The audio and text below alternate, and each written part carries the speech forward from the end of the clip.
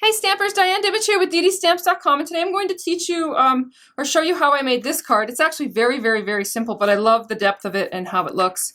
This is actually like a two-step stamp set is what they call it, but you can go all the way up to 3. This was the set in the catalog that caught my eye the most this year. It is called Flower Patch. It's awesome. These images are just actually shown very small. It says 70% of their real size, but you can see on the back here, I hope you can see that without the glare, but these images are rather large. And this is a photopolymer set, which means it's just your clear rubber. So you can tell that I used this one in a red color because it stained it a little bit pink, but it doesn't change how the stamps look as far as inking them up. It's not going to get inked red ink into my yellow pad if I went that route. But I'm just using a piece of Stampin' Up's Whisper White cardstock and some Calypso Coral ink, and I'm just going to ink this up. And once I do that, on this particular stamp, I'm going to stamp off. So I'm going to stamp it off here, then bring it back to my project and stamp it onto my cardstock.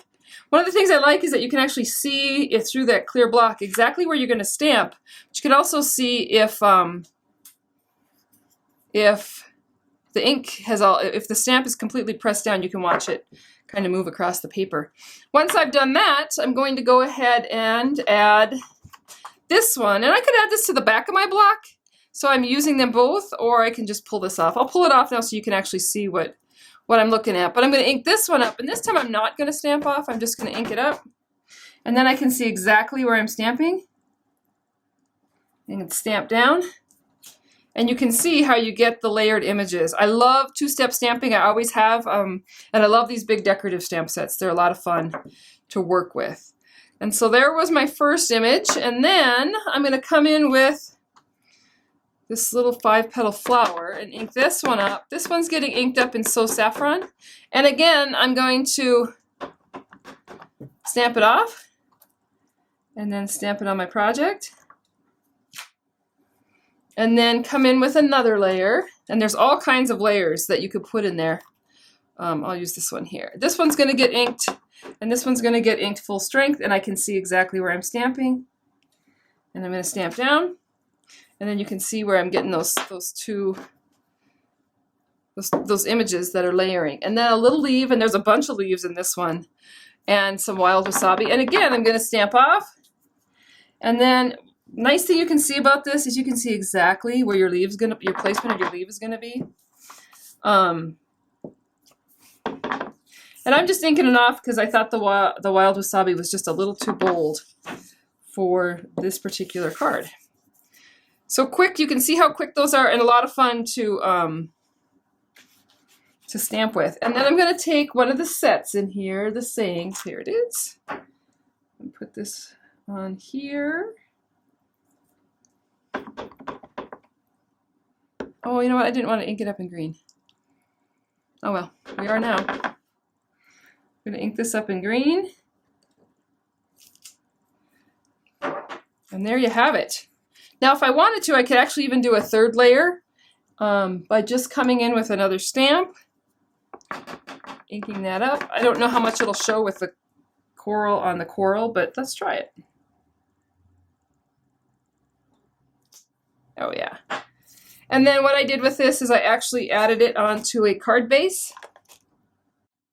Okay, so because I had stamped this one in the wild wasabi, I had to go cut myself another piece of cardstock because I was going to put this on Pool Party with some Pool Party ink, but I think the wild wasabi is going to be beautiful too. So I just have a sheet of 8.5 by 5.5, and I scored it at 4 1/4. And I'll put all the measurements up on my website with pictures and instructions so that you can have them. That's going to be my base, but before that I'm going to use some of this new, oh my gosh, this is awesome. This is the seam binding in wild wasabi. Isn't that just fabulous, gorgeous looking?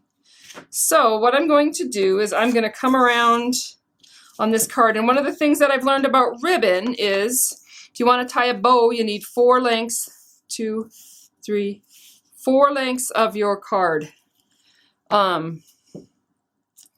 If you're going to tie a knot, just 3 lengths, and that should give you more than enough ribbon. Come around here.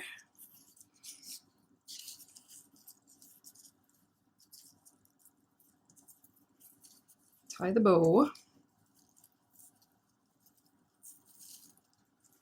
Beautiful. I just love the shimmer of this ribbon. It's beautiful.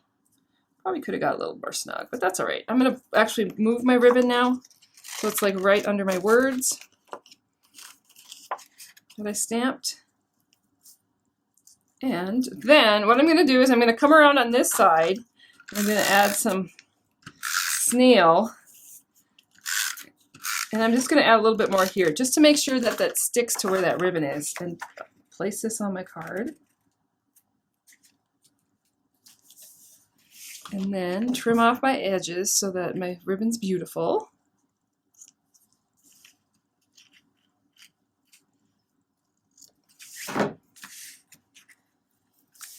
And then come in and just add a couple of rhinestones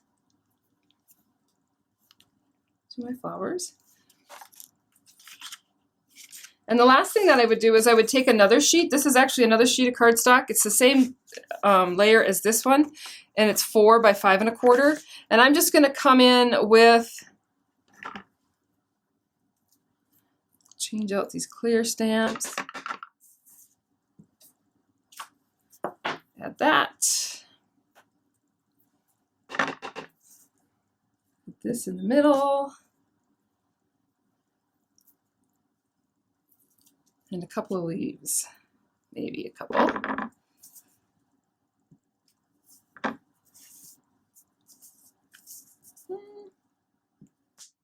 Oops, here's a nice thing about clear stamps. So I missed it there. If I just go back in, I can line it right back up and press and get it right on exactly where I need it. And then I'm going to add a little adhesive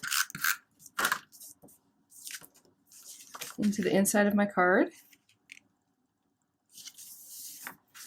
And then, of course, I'm going to come in with the envelope.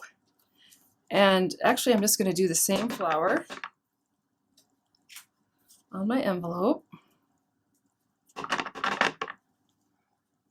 Line that up on the back. And come in with a leaf. Or 2. Oh, what the heck.